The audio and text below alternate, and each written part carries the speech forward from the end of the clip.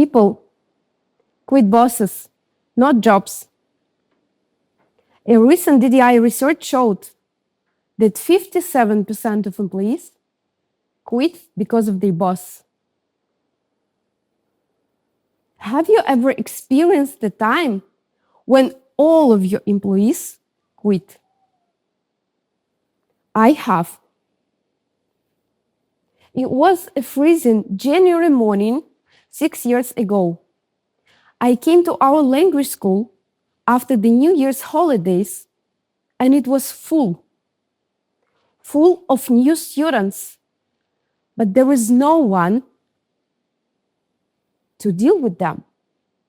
All line managers of the sales and client support had quit, and one had even stolen money from the safe. We were stuck in a management crisis, and the staff turnover for the last year hardly reached 3 months. A disaster. I was a branch manager at that time. I really wanted to help, and I felt I was the only one who could deal with that disaster. So I came to my bosses and said, let me be the leader and create a new department from scratch. And this time, I will do it my way. I will be the boss. I said it and freaked out. Since my teenage years, I've had a perfect picture of a big boss in my head. Well, male, 50 years old, dictatorial, formal, strict. Did I look like that? No. Was I ready to catch it? No. Was I sure I could do that? No. I mean, look at me. I'm a Barbie girl. I don't wear a bob haircut. I don't have this masculine energy to make people respect me as a big boss. I'm so crazily emotional that I even cry watching cute kittens videos. And extremely empathetic. Being a big boss can't be for me. But the only thing I had was a really big desire to get things back to normal, take responsibility, and correct the mistakes our team had made before. The main task was to attract talented English-speaking guys who were ready to deal with clients. And I focused on people I was going to hire. Who are they? Well, mostly millennials and Gen Zs. What do they value? According to the Deskboard portal, these groups really appreciate a people-first management style, transparent communication, inclusive leadership, self-directed approach, flexible working hours, of course, and individualism. I am one of these millennials. I value the same. Why do I want to become a dictatorial leader? I will be myself. And I started thinking about myself. What can I bring to the table to manage the situation? My empathy. I can feel what others feel and predict their behavior by different kind of circumstances. Understanding. I have the same career path in the company. I started with a very low position and definitely can understand what the employees go through every day. Support. I tend to support people. It's my nature. Teaching skills. Well, I'm a teacher. I got used to teaching people, and I'm a mistake-resistant person. Yes, I'm not a tough directive leader. Many could call me a softie. And yes, I was going to be a soft leader, but not a softie. I just wanted to be good at soft skills. What was the first thing to do? To build up a new team. What does the process involve? To hire, to retain, and to develop people. Sounds like a good HR job, doesn't it? Just like I was not a real manager yet, I wasn't an HR either. But as a doer, I started doing what I already could. Hiring people is like selling. Retaining them means to love them. Developing is teaching. I had no problem with the first and the third points. I was good at sales since my childhood, and I learned how to teach some years before. But what about love? Sounds easy, but for me, it was challenging. What do I really know about love? Maybe an image from Hollywood movies or a Bible quote. Love thy neighbor as thyself. But how to love myself? I didn't know at all. How can I love my team members if I don't know how to love myself? I had to Google how to love myself. Believe you or not, but the first link you open in Google might give you the best answers. So I just followed them step by step, developing love to myself. And then I did the same with my team members. And it turned out to be one of the best employee retention strategies. Since implementing this approach, our staff turnover rose up from 3 months to 3.8 years. And do you remember this 57% from the beginning that quit because of their bosses?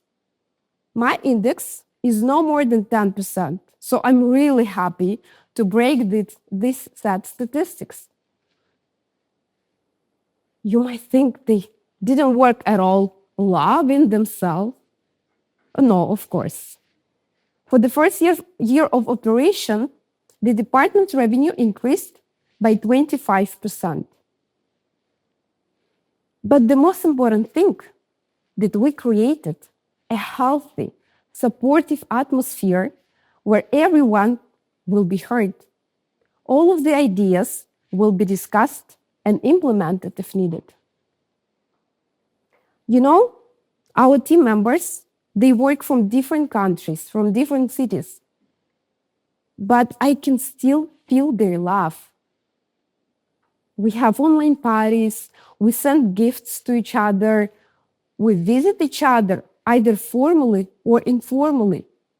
And our love is mutual. But we don't live in a fairy tale, of course. Still, my basis is to avoid being toxic and improve my soft skills. Even though I saw quite a hard result, I had doubts. What if I'm missing something, relying mostly on my soft skills? These sleepless nights full of reflection. On one of these nights, I decided to get some inspiration from famous leaders. So I opened a list of the world's most valuable companies to check their leadership style. And what I found crushed all of my assumptions. First position in the list are taken by American companies. So they must be run in a very directive way, I thought. Now let's check.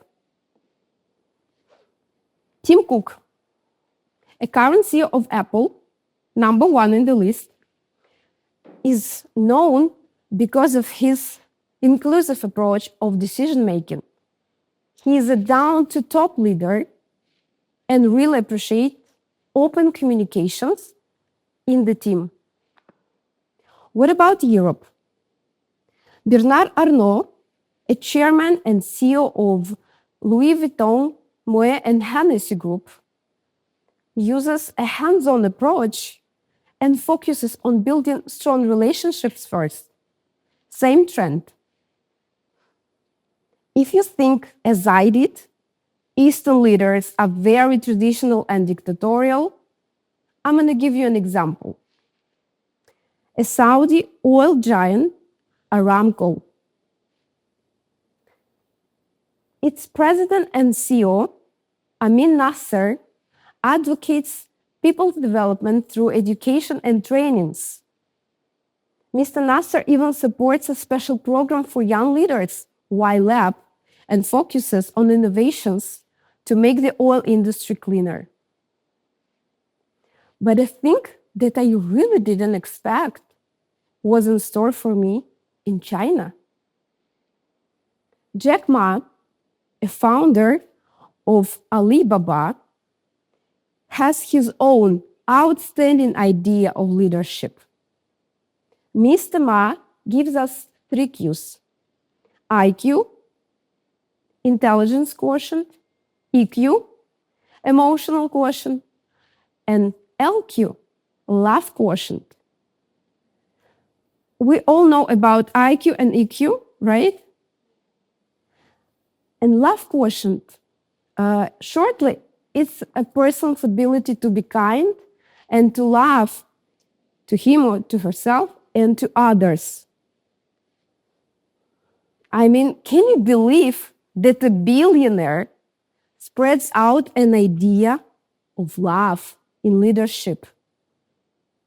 Seems like big money and international success come with the improved soft skills. Communication is the key tool of modern leadership, especially in the artificial intelligence era. Leading people means influencing them, loving them. Soft skills rock, and now I know it for sure. I keep spreading my soft management approach across the entire company, influencing our other leaders. It's not only about creating a nice atmosphere in a corporate culture. It brings us financial growth, stronger relationships with our clients, and development. By the way, my bosses, for the first time in 15 years, decided to take a summer break. For me, it looks like their own love quotient journey. It has just started. And there are 3 key points I'd like to share with you. Number 1, everyone can be a leader. A soft or a tough one, a creative or a structured one, a young or a mature one. Just follow your nature. Think, what can you bring to the table? And the skills you're already good at might give you a way to lead others. If you're not good at some kind of job, your main task as a leader is to find the best player for the role, onboard, and retain this person. And number 2, you are a good boss for the team that's good for you. I'm sure that a leader has a team he or she deserves. And I'm so grateful to my team as I love them and they love me back.